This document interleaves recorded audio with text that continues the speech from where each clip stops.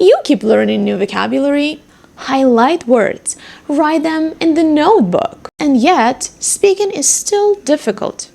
So, what's happening? If vocabulary is so important, why doesn't learning more of it automatically make you fluent? The answer surprised me too.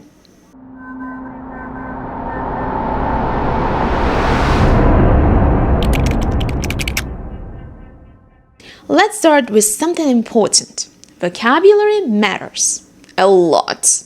Don't become one of those people who says vocabulary isn't important, because that's simply not true.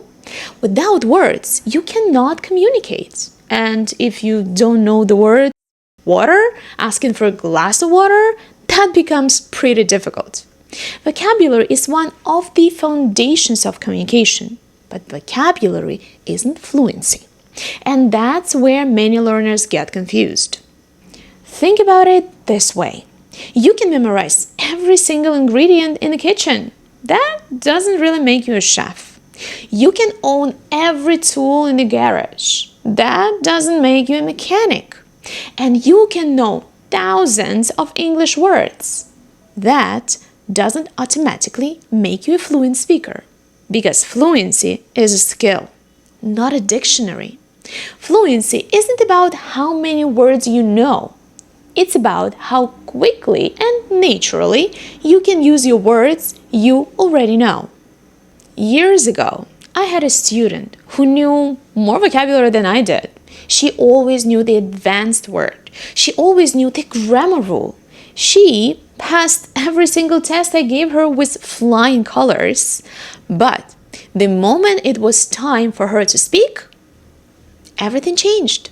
She would freeze. She would suddenly become afraid to say anything at all.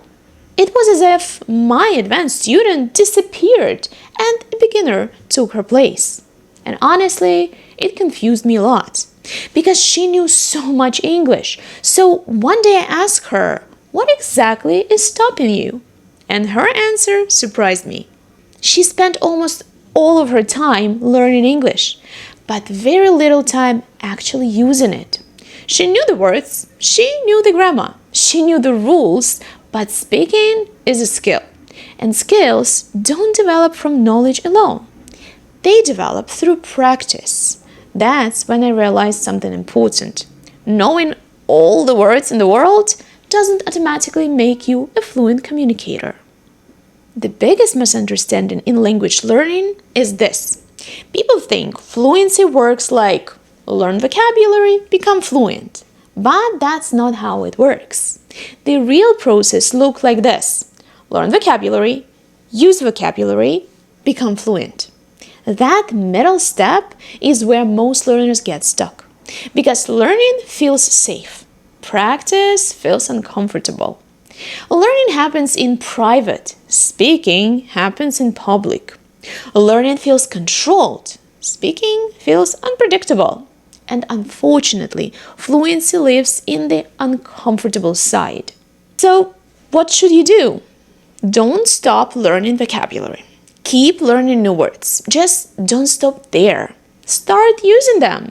Use them in conversations. Use them in voice messages. Use them when talking to yourself. Use them in writing. Use them anywhere you can, because one new word used 5 times is worth far more than 50 new words sitting in a notebook. So if you've been collecting vocabulary for years but still don't feel fluent, don't panic. It doesn't mean you've been learning English the wrong way. Vocabulary is important. Grammar is important too. But fluency happens when knowledge turns into action. The goal isn't to know more words than everyone else. The goal is to be able to use the words you already know. So this week, try something simple. Instead of learning 20 new words, take one new word and use it in 5 different conversations. You might be surprised by how much progress that creates. And if you've ever noticed that conversations feel much harder than studying English, that's exactly what we are going to talk about in the next video. Because understanding English and talking to real people are two completely different experiences. Now, I would love to hear from you. How do you usually learn vocabulary? Flashcards, apps, books, or real conversations? Let me know in the comments. I'll be looking out for them and see you very soon.